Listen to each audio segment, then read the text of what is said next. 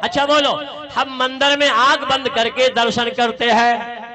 देखो जब मंदिर में भगवान बैठे हैं, प्राण प्रतिष्ठा हो गई, तो फिर आंख बंद करके दर्शन क्या कर रहे हैं? बोलो शंकर भगवान की। जब उनमें प्राणों का संचार हो गया, उनमें वैदिक तरीके से वेद मंत्रों की विधा से हम लोग 3 दिन से देख रहे लगातार प्राण प्रतिष्ठा की औपचारिकता का निर्वहन हो रहा है, और फिर आप मंदिर में दर्शन करने जाओ और आंख बंद करके दर्शन करो, तो बोलो जी पागलपन है कि नहीं?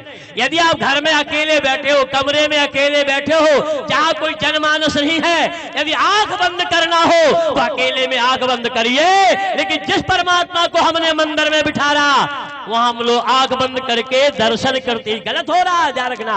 इसलिए आंख खोल के दर्शन करो।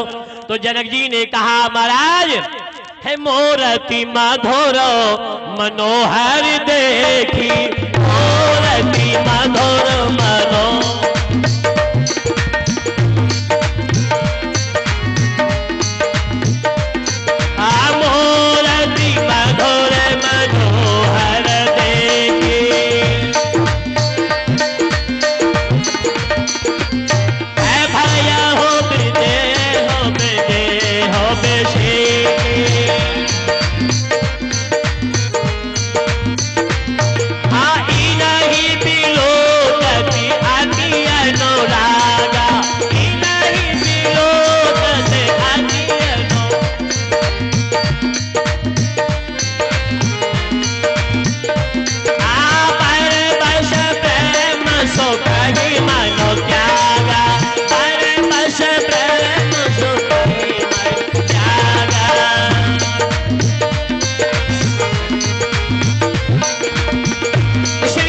गोस्वामी ने कहा हे नहीं बिलोकन। ध्यान रखना, ये जो निर्गुण ब्रह्म का सुख है, अनुभूति है, ये राम जी को देखने के बाद भूल गए। ध्यान रखना, ये सगुण ब्रह्म में ध्यान केंद्रित हो गया। जनक जी ने पूछा, गुरुजी बताओगे इनका परिचय? तो गुरुजी ने भी शब्दों से तो नहीं कहा, और सभी बात शब्दों से भी नहीं कही जाए, कछु बात इशारे की होती है ना। तो गुरुजी ने संकेत में कह दिया, बोले महाराज आपने जो सोचा है, आपने जो निर्णय लिया है, बिल्कुल सत्य है, 100% सत्य है। ये वास्तव में ब्रह्म ही है जो साक्षात उभय भेद धारण करके हमारे नैनों का विषय बन गया है। ये ब्रह्म है। और जैसे ही राम जी का परिचय ब्रह्म होने का दिया गया, तो गुरुजी के सामने राम जी ने क्या कहा? जरा तुलसीदास जी की भाषा देखना जरा। बोले मन मुस्काए ए राम सुनी बाने, फिर राम जी मुस्कुरा पड़े। अच्छा विचार करो, जहां दो महापुरुष संवाद कर रहे हो, जहां दो महापुरुष चर्चा कर रहे हो, तो तीसरे को नहीं जाना चाहिए, और यदि बीच में चले जाओ तो बोलना नहीं चाहिए, और बोलना भी पड़े तो मुस्कुराना नहीं चाहिए। बोलो शंकर भगवान के। लेकिन जब विश्वामित्र जनक का संवाद हो रहा है और संयोग से राम जी पधार ही गए हैं, लेकिन बोलने की छोड़ो, क्या किया राम जी ने? बोले मन मुस्काय, राम जी मुस्कुरा पड़े। अच्छा राम जी के मुस्कुराने में जादू था, इशारा था। कौन सा? मानो राम जी यह कहना चाहते हैं, गुरुजी क्षमा करना, मैं दशरथ का बेटा बनकर के आया हूं, मुझे दशरथ का बेटा बना रहने दो, मुझे भगवान मत बनाओ। क्यों? क्योंकि हिंदुस्तान में जिन्होंने भगवान बनने का प्रयास किया वो जेल में चला गया। बोलो शंकर भगवान की। हाँ, ऐसे हो रहा है हिंदुस्तान में। और हम आपसे निवेदन करें, जिन्होंने बाहर जन्म लिया और भगवान बनने की कोशिश करे तो जेल में चले गए, और जिन्होंने जेल में जन्म लिया वे बाहर आकर भगवान बन गए। बोलो शंकर भगवान के। वे बाहर भगवान बन गए। इसलिए राम जी बोले, गुरुजी मेरी प्रार्थना है, मुझे दशरथ का बेटा बना रहने दो, मुझे भगवान मत बनाओ। गुरुजी ने कहा ठीक है, यदि आप कह रहे हैं तो हम ऐसा ही करेंगे, लेकिन आपको इसमें परेशानी क्या है?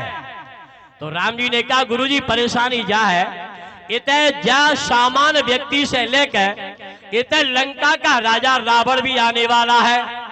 जब सबके लिए पता लग जाएगा, रावण को पता लग जाएगा कि दशरथ का बेटा राम भगवान है, तो रावण जरूर सोचेगा, और कोई सोचे चाहे न सोचे, रावण जरूर सोचेगा, क्योंकि रावण ने ब्रह्मा जी से वरदान मांगा है। कौन सा?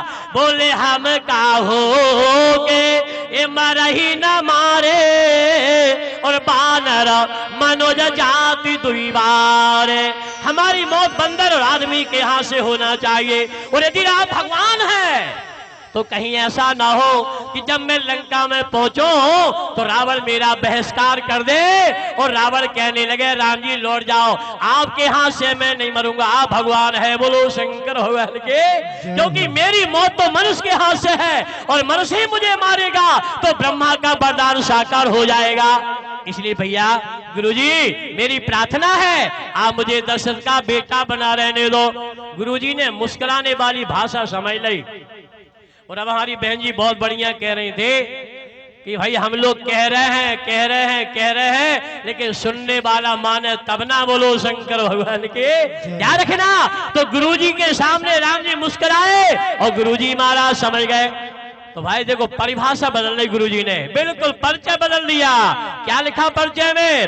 बोले राम लखन दशरथ के जाए, राम लखन दशरथ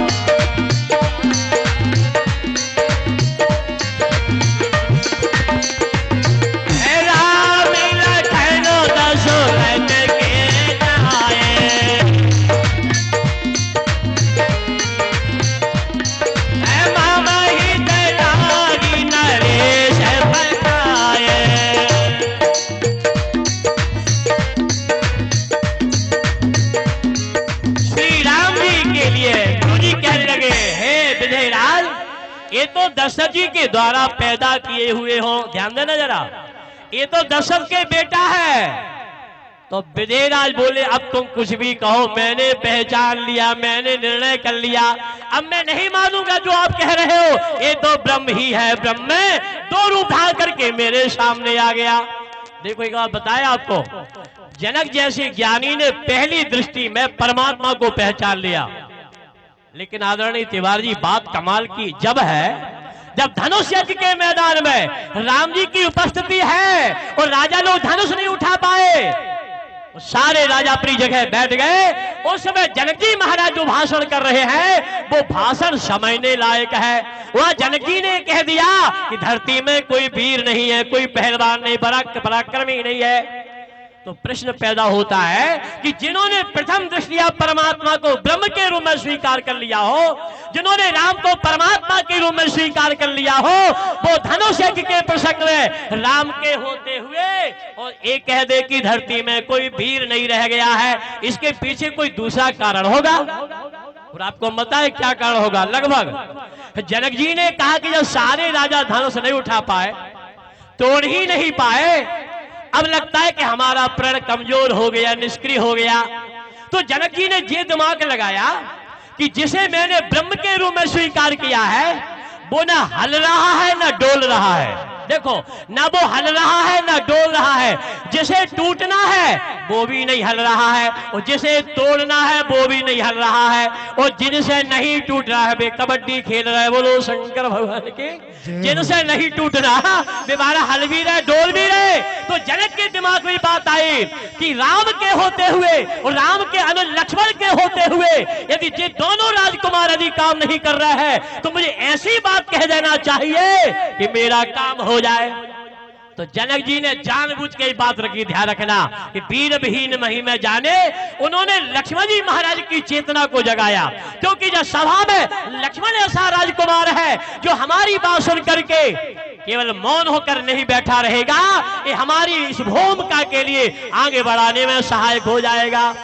तो आखिर में आपने देखा कि वास्तव में लक्ष्मण जी उठे और उन्होंने तोड़ने की व्यवस्था बनाई। हम धनुष नहीं सुना रहे आपके लाने, हम केवल ये कहना चाहते हैं कि लक्ष्मण जी महाराज खड़े हुए और जनक जी के बात को ध्यान में रख करके उन्होंने राम को तैयार किया, राम को खड़ा कर लिया। इसलिए मेरे भाइयों जनक जी महाराज परम ज्ञानी है और परम ज्ञानी ने अपना काम ज्ञान के आश्रय होकर के संपन्न कर लिया। बोलो यज्ञ नारायण भगवान के जय हो। बहुत धीरे बोल रहे आप लोग, आपसे थोड़ी कह रहे कि धनुष तोड़ो, आप तो जितनो तोड़ने से तोड़ लो, आज 30 दिन चल रहा है। बोलो शंकर भगवान की जय हो। बढ़िया। आज जरा कथा में ध्यान देना। तो जनक जी महाराज ने राम को जब देखा तो राम जी कैसे लगे? बोले मूर्ति मधुरा। राम जी मूर्ति की तरह दिखाई पड़े। अच्छा बोलो, जो जीता जागता लंबा चौड़ा शरीर है वो आदमी मूर्ति हो सकता है क्या? मूर्ति तो मंदिर में होती है साहब। लेकिन जनक जी महाराज ने राम जी को मूर्ति के रूप में देखा, मूर्ति। अच्छा मूर्ति है कैसे? बोले मधुर है मनोहर देखी। ये मधुर भी है और मन को हरण करने वाली है। अच्छा रामायण में लिखा भी है कि राम जी को जितने लोगों ने देखा उनके मन का राम जी ने हरण कर लिया। एक सखी तो यहां तक कह बैठी, बोले कहू सखी असे को तनो धारी, कहू सखी